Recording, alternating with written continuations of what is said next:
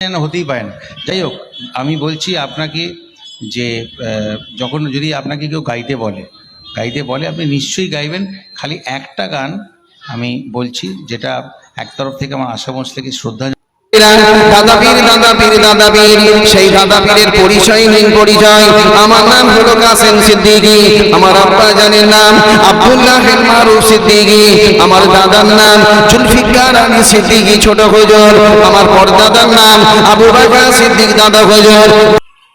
আপনারা ভিডিওর মাধ্যমে দেখছেন যে নিজেকে পীরজাদা দাবি করে, যে বলে আমি পীরজাদা কাসেম সিদ্দিকী, যে নিজে দাবি করে আমরা দাদা হুজুরের আওলাদ, যে নিজে দাবি করে আমরা আল কুরাইশ বংশের, তাকে পার্টির যেখানে মিছিল হচ্ছে, যেখানে পার্টির সম্মিলন হচ্ছে, তাকে যে একজন গায়ক বলছে তুমি গান গাইতে পাবে, সে বলছে হ্যাঁ আমি গান গাইতে পারবো, হ্যাঁ পারবো আমি জানি।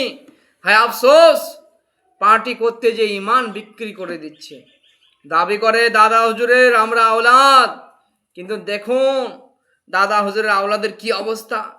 দেখুন যারা বলে ফুরফুরাকে নিয়ে গর্ব করে, দেখুন আজ ফুরফুরায় কি হচ্ছে। পার্টির জন্য ইমান বিক্রি করছে, পার্টির জন্য গান গাইতে রাজি হচ্ছে, বলছে হ্যাঁ আমি গান জানি। হায় অবস্থা মুসলমানের, আফসোস মুসলমান কোথায় যাচ্ছে। সময় আছে, মুসলমান ফিরে আসুন। আর যদি সময় পান, যারা ফুরফুরার ভক্ত আছেন, দাদা হুজুর পীর কেবলার ভক্ত আছেন, তারা আমার ভিডিওটা কাসেম সিদ্দিকীকে পাঠিয়ে দেন।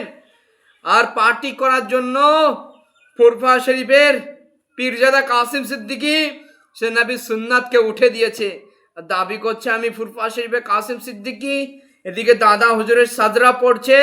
হায় আফসোস, হায় আফসোস। পার্টি করার জন্য ইমান বিক্রি করে দিচ্ছে, গান গাওয়ার জন্য রাজি হয়ে যাচ্ছে। আমরা সবাই জানি, তা আম মানুষ পর্যন্ত জানে, গান শোনাও হারাম, গান বলাও হারাম, আর গান কাউকে শোনানোও হারাম। কিন্তু কাসেম সিদ্দিক একজন পীরজাদা হয়ে ওখানে সে তার বিপক্ষে হতে পারলো না। সে ভাবলো যদি আমি গানটা যদি শুনিয়ে দিই, মানুষ আমাকে ভোট দিবে, আমার দিকে মানুষ আসবে, কিন্তু সে সেটা ভাবলো না। সে গান গাইতে পারবো এটা বললো। হায় আফসোস, সময় আছে, ইমান ঠিক করে নাও। ভিডিওটা যদি যারা ফুরফুরা ভক্ত আছেন, যদি কাসেম সিদ্দিকী যদি নাম থাকে, কাসেম সিদ্দিকীকে ভিডিওটা পাঠিয়ে দিন। আর তাকে তওবা করা তার উপর লাজিম হয়ে গেছে।